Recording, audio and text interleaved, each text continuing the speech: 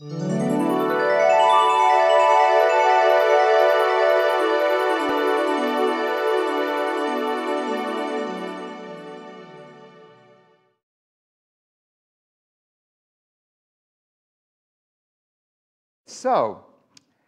you know what Soul Talk's all about is, showcasing great speakers. And our next speaker is one of the great ones. This is Cherie Larkin. She is the creator of Spiritual Growth Studio and an international teacher of prosperity and abundance. For more than 4 decades, she has been showing people how to use universal spiritual principles to create an extraordinary life. Are you ready to ignite the power of spirit in your life by building a spiritual mindset that will magnetize you to greater abundance? Then you're ready for Cherie. Come on up, Cherie. Her Soul Talk is called The Miracle of You. Please welcome to SAC Soul Talk, Cherie Larkin. But today we're talking about prosperity, and it is the miracle of you and your relationship to your prosperity. And I always say prosperity is health and wealth and happiness. So I always think we're born into the world and we're probably good at 2 of them. And then the third one is our learning curve this lifetime for our soul. You're either really good at relationships and money, but your body is your challenge, or you're really healthy and you have great relationships, but money is just never comes together for you. And so I know that it's a learning curve, but when we talk about prosperity, you can make it fit. The skill is transferable, whichever area of your soul's growth, all of the principles work. So I have a couple of questions to ask you as we begin, and you can raise your real hand or your virtual hand, but are you constantly struggling with lack and limitation? Is your health breaking down, and are your emotions tanking? I just want to get a feel for where people are in the room here. All right. Has your story of lack become your soundtrack, your personal soundtrack that plays over and over and over, maybe? And are you working all the hours you can, and you're still not getting ahead? And would you like to find a way to break through all that struggle and all of that stress? We're going to talk about that today. How would it feel to break free from that? Who here wants to connect with new sensations of abundance? Okay, this is the interactive part of the day. Yeah. Who wants to develop a new relationship with money so you set yourself on the financial path of your dreams? Yeah, we all do. All right. Who wants to be spiritually equipped to successfully live life in a relaxed and easy, secure feeling way? Yeah, okay, so we all want the same thing. That's good. Well, today in our time together, I want to give you some fun and easy ways that you can tap the universal spiritual laws of increase so that prosperity flows for you easily and regularly.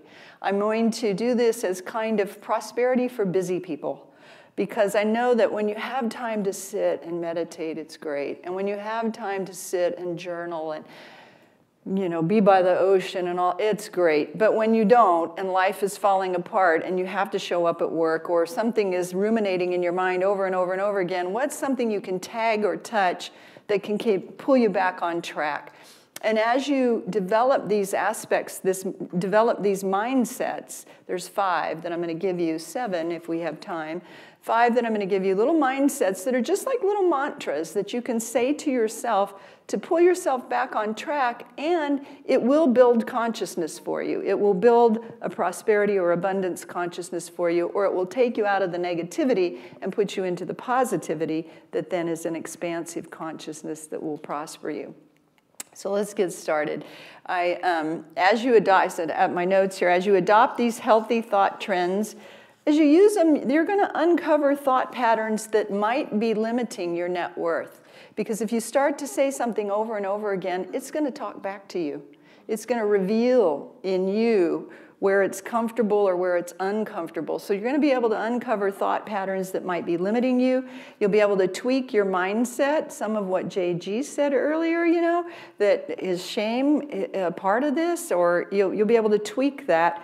And then as you work with them, you'll magnetize yourself to draw greater and greater abundance. You all know the law of attraction, but there's so many more spiritual laws than that one.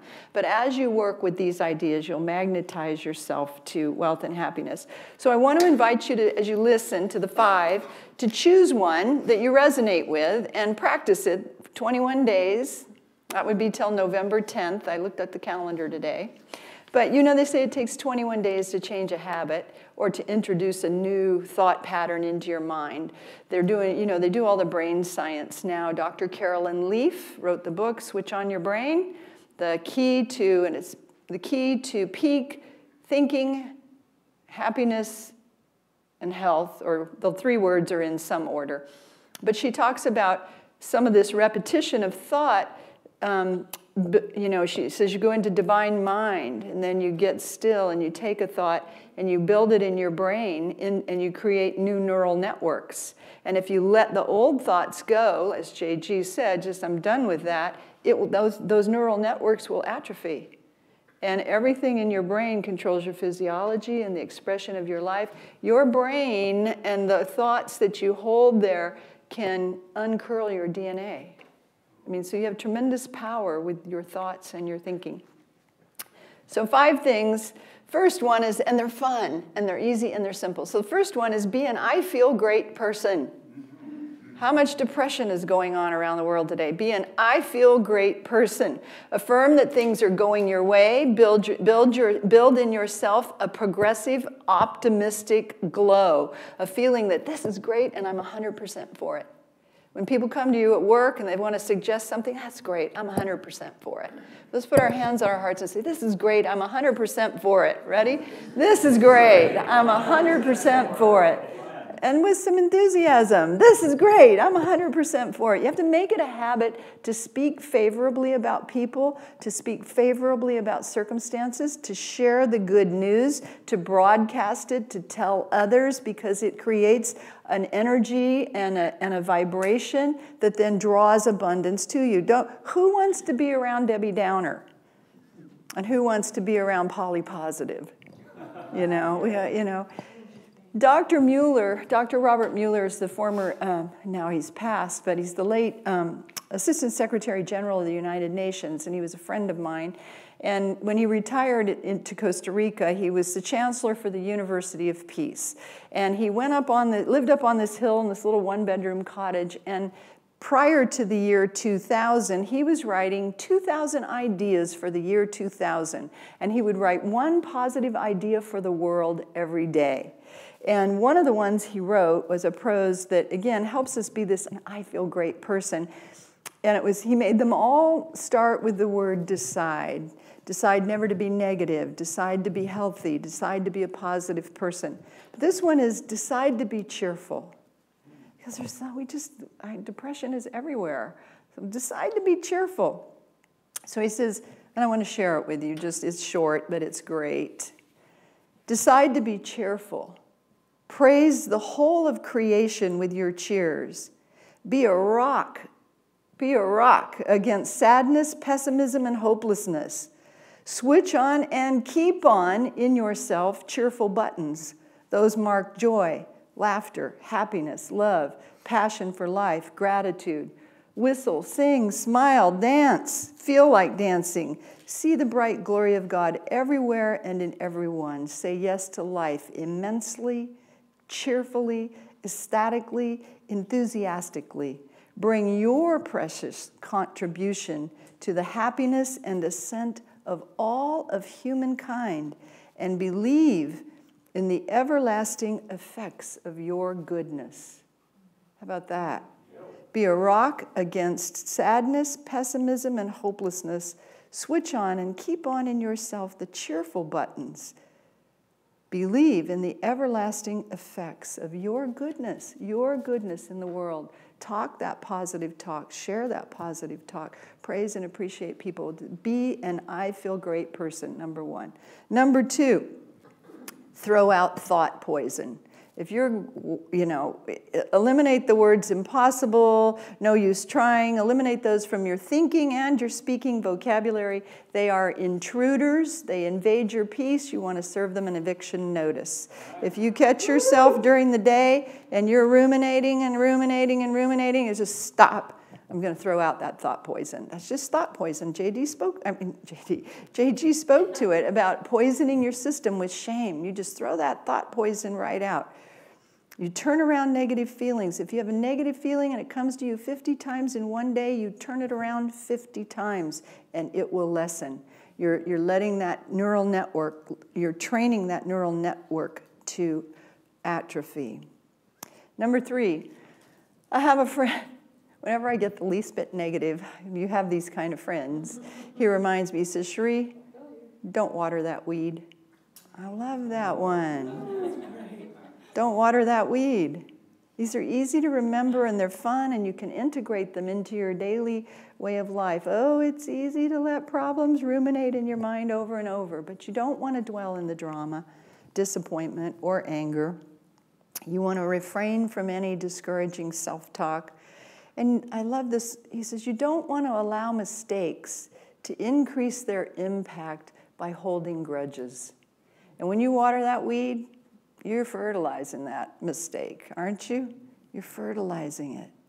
So you want to let go of the resentment and the anger or the disappointment or whatever it was, because on the other side of that, there's an embrace of love and healing that's so magnificent for you in the experience. So just like those neural networks are going to atrophy, don't water that weed. Number 4, JG, it's amazing how similar our connection and our thoughts are with this. Oh, wait a minute, here I am, taped up. You want to look through the front windshield, not the rear view mirror, right?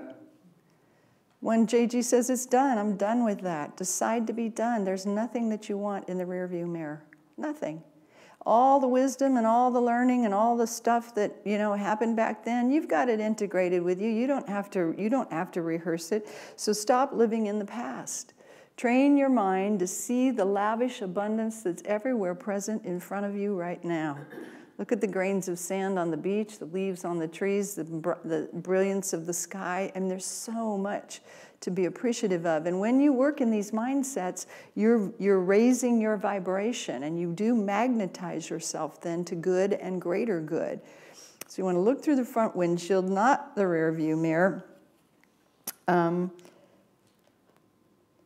Train your mind to see the lavish abundance everywhere in the world, and know that the same abundance can be expressed for you in your life right now. Not, a lot of people live have a terrible time getting past a divorce, and they live thinking about the ex-spouse, wondering what went wrong. My friend, you just need to begin to move past that. Open yourself to an increased flow of prosperity. And you can work with affirmations for that, to take yourself forward. I have 2 that I really like, that I commit to memory. And again, it's like committing these 5 little mantras to use them in your speaking and everyday vocabulary. But the affirmations that I use that help me look through the front windshield is, I am in stride with the upward progressive movement of life. Spirit's mark of success is upon me. That's a good one. I am in stride with the upward progressive movement of life. Spirit's mark of success is upon me. And then I just imagine, I did a little Facebook Live the other day, and I drove to the park and parked my car, and I filmed it sitting in my seatbelt going, I'm looking through the front windshield, not the rear view mirror. And then I turned it around, and the whole front windshield was this beautiful park, The other one is, new doors of good are now open to me, and with a confident spirit, I go forward to a life of happiness, security, and success. You can't feel bad when you have those thoughts in your mind. New doors of good are now open to me, and with a confident spirit, I go forward to a life of happiness, security, and success. So you want to look through the front windshield, not the rear view mirror. Practice generosity. Number 5, that's all, we're already at number 5, but I have a couple of really good ones still. Practice generosity. You want to add value to things, add value to people, add value to yourself. It adds goodness to the world and it stimulates flow. It breaks open flow. You want to give more than you receive. And you know there's the law of giving and receiving, but you have to remember the first half of the law is giving. You have to give in order to receive.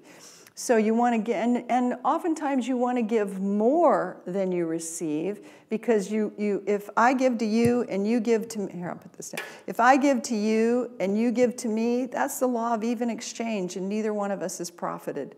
But if you give to me and I give to you a little bit more, I set in motion a flow of good that's going to go out in the universe and round up all kinds of things and bring it back to me.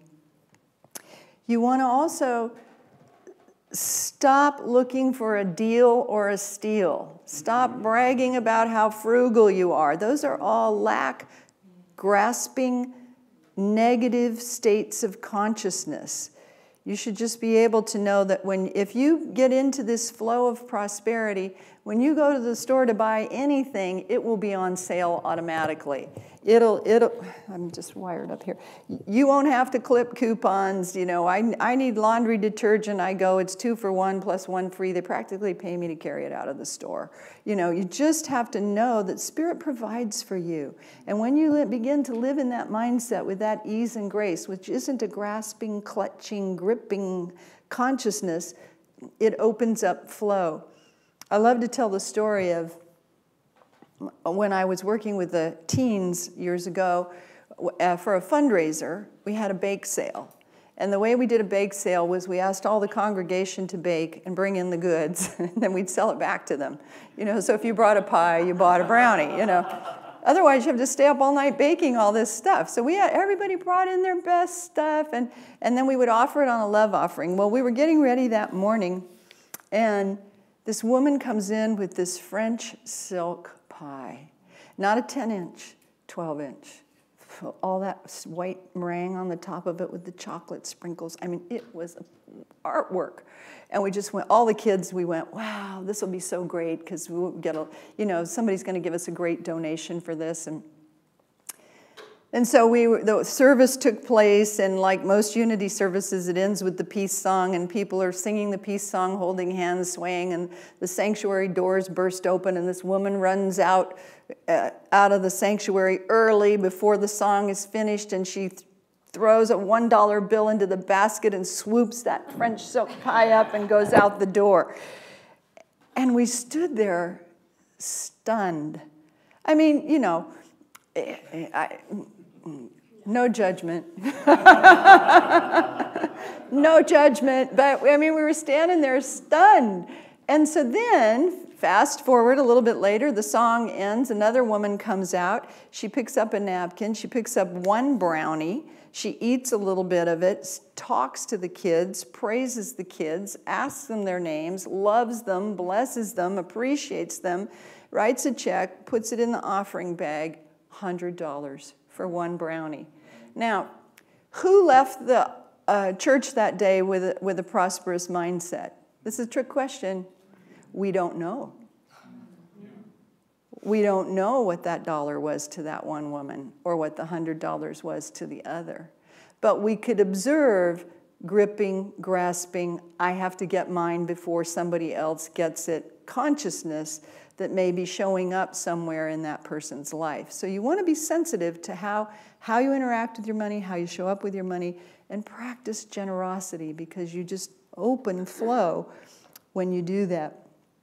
The second to last one, how much am I doing on count time? Second to last one, and the one that I just recently sort of learned about it in a new way.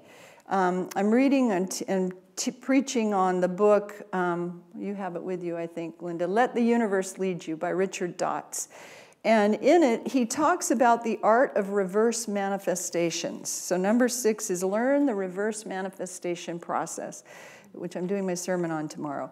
But the Cliff Notes version of this is focus on, when you want to manifest something, Focus on what pleases you greatly. What thrills you, thrills you, thrills you. And this means, reverse manifestation means, and you've heard this before, instead of trying to manifest something from where you are in the moment, you view it from the end. You begin with the end in mind. You form a clear mental picture of what you want to create for your life, what you'd like to manifest, and how it will feel when it arrives. Now, this doesn't mean that you start with the end in mind and figure out how it's all going to happen and work backwards and do reverse engineering. It's not that. It's not that. The reverse manifestation process puts you in touch with the pure essence of joy of the thing that you're trying to create. Now, all the ancient masters and the spiritual teachers said, act as if or feel as if something is already true. And that can be effective, but it can also be exhausting, right? If you're trying to manifest $100,000 in your retirement portfolio, how much visualization will you have to do, right? You can lose interest, and then self-doubt and desperation sets in and all of that. So Richard Dotz says in his book, a much smoother process, which he has used and won the lottery with, by the way, a much smoother process is to close your eyes, bring your desire to mind, and then zoom in on just one aspect of your fulfilled desire that absolutely thrills you, that just sensationalizes you. He says, for instance, if you zoom in on that particular aspect, pleases you greatly, take that one thing and you hone in on it, the one thing that pleases you the most, until you can feel the sensations in your body, because we're a vibrational universe, aren't we? Aren't we? He says, for example, if you're trying to manifest a new car, to think about the car and how to get the money and where to go and who's the salesperson, he said, forget all that. He said, just see the beautiful, sleek lines, if that's what excites you. Men seem to like wheels, all those wheels, those rims and wheels and spokes, you know. So see, I can see a knot. I mean, so you think about that part of the car, the shiny spokes and the wheels, and you know. For me, it's the new car smell, right? I mean, that I can do that. If you try to imagine the whole car and what the payment's going to be, and all, I can't do all that, you know. It's just it's exhausting. It's too much work. But he says, choose one aspect of the car that thrills you to no end, and when you think about it, you'll begin to feel it in your body. You'll feel the vibration of the joy of it in your body. And he said, this is what's different about acting or feeling as if. He said, that spontaneous joy, that powerful sense of joy, cuts through all the negative energy. It absolutely drops all of your resistance, and you connect with the originating force of the divine. That item is made out of that joy of spirit. And you connect. When you're vibrating to just that one thing that you love, you're vibrating with it. And I love that idea. He said, this is a highly significant piece of the manifestation process because you're tapping into the pure, originating divine essence that creates everything.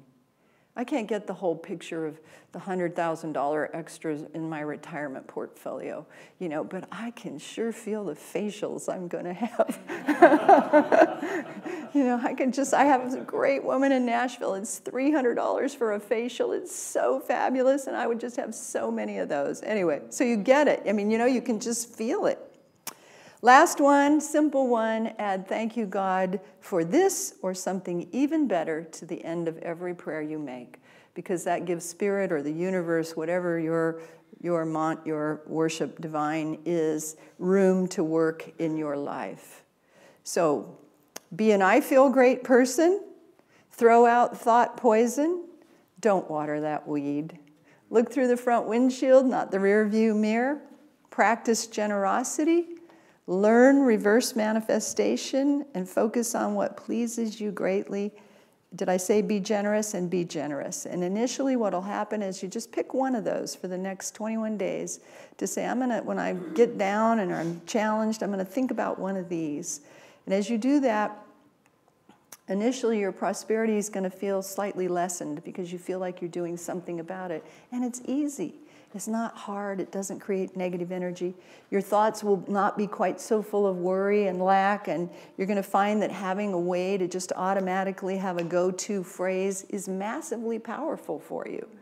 You'll get into the habit of focusing on the good in your life and letting the negative atrophy out, and then you'll build that dimension of prosperity in you and become the prosperous person you're meant to be. So, thank you.